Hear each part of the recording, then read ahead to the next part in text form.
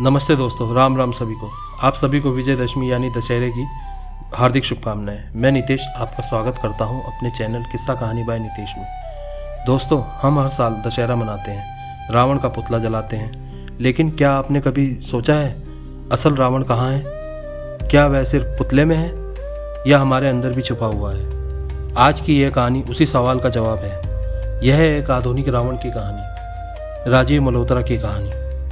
एक ऐसा आदमी जो बाहर से तो सफल और सम्मानित दिखता था, लेकिन अंदर से घमंड, लालच और अहंकार से भरा हुआ था। कैसे एक हादसे ने उसकी जिंदगी बदल दी, कैसे उसने अपने अंदर के रावण को पहचाना और जलाया। तो आइए सुनते हैं दशहरा विशेष एक आधुनिक रावण की सच्ची कहानी। राजीव मल्होत्रा 45 साल का एक बिजनेसमैन, बड़ा नाम, बड़ा काम, आलीशान बंगला और गाड़ियों की लाइन। लोग बाहर से देखते तो कहते वाह क्या सक्सेसफुल आदमी है, लेकिन हकीकत वह घमंड, लालच और अहंकार से भरा हुआ इंसान था। अपने कंपटीटर्स को गिराने के लिए चाल चलता, कर्मचारियों से बुरा बर्ताव करता और सोचता पैसा और पावर ही सब कुछ है। उस दशहरे की सुबह उसका बेटा मासूमियत से पूछ बैठा, पापा लोग रावण का पुतला क्यों जलाते हैं? राजीव ने हंसकर जवाब दिया, ये सब दिखावा है बेटा, असली दुनिया में तो रावण जैसे लोग ही जीतते हैं। शाम को किस्मत ने करवट ली।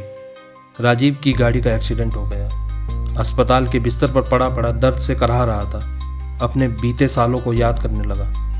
कितनों को धोखा दिया, कितनों का हक छीना, कितनों का दिल दुखाया। उसी वक्त उसकी नज़र टीवी पर पड़ी। रामलीला का सीधा प्रसारण चल रहा था। भगवान राम और रावण का युद्ध और फिर रावण का अंत। राजीव के मन में एक सवाल गूंजा, क्या मैं भी एक आधुनिक रावण हूँ? अस्पताल के उसी कमरे में एक बुजुर्ग मरीज लेटे थे। उन्होंने धीरे से कहा, बेटा रावण में 10 बुराइयां थी, काम, क्रोध, मोह, लाभ, मद, मत्सर, अहंकार, अमानविकता, अन्याय और असत्य। जरा सोचो, कहीं ये सब तुम्हारे अंदर तो नहीं? ये शब्द राजीव के दिल में तीर की तरह चुभ गए। उसे साफ दिखने लगा, हाँ ये सारी बुराइयां उसी के भीतर थी। वह भी एक आधुनिक रावण बन चुका था। राजीव ने ठान लिया, अब बहुत हो गया, अब अपने अंदर के रावण को जलाना ही होगा।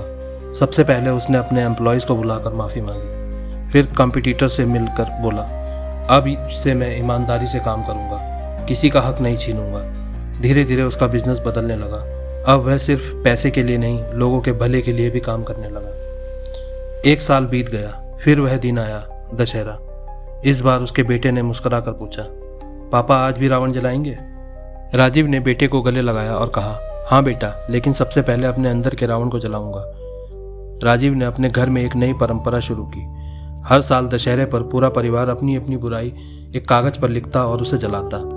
इससे न सिर्फ राजीव का जीवन बदल गया, बल्कि उसका बिजनेस भी नए मुकाम पर पहुंच गया। अब लोग उसे सिर्फ सक्सेसफुल बिजनेसमैन नहीं, बल्कि एक अच्छा इंसान मानते थे।